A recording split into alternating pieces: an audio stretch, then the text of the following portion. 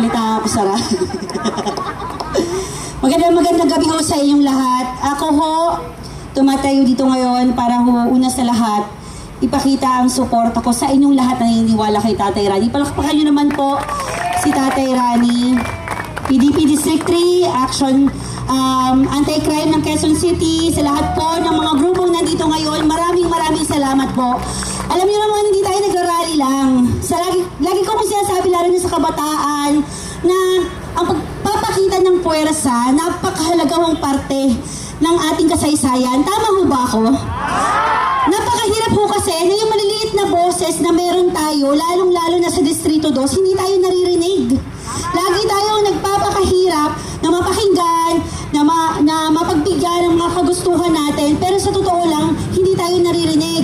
Alam mo yung sumisigaw, tapos naiipit ang yung leeg na parang walang lumalabas na boses. Napakahirap ko talaga. At ang tatay ko, sinakwento ko nga ako kay attorney dito, mula bata ho ako, binuksan ho ang aming mga mata sa gobyerno at sa paglilingkod bayan. At proud naman ho ako, siguro naman ho mag-agree kayo sa akin, ang tatay ko ho, mahusay na lingkod bayan. Tama ho ba?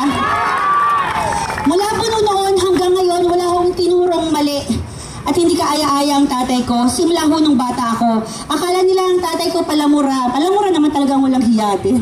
Palamura, napakatapang. Ang tawag talaga sa kanya, Duterte ng Quezon City. Tama po? Tama ho.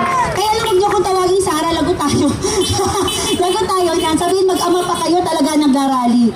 Pero sa totoo lang ho, ang tatay ko ho talaga, matapang lang ho yan, pero napakalambot ho ng puso. Kilala ho niyo yan, si Tatay Rani.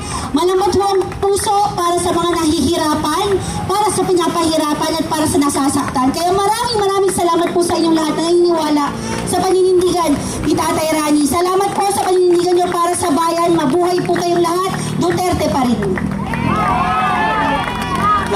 Salamat. Maraming salamat po, Ma'am Ana.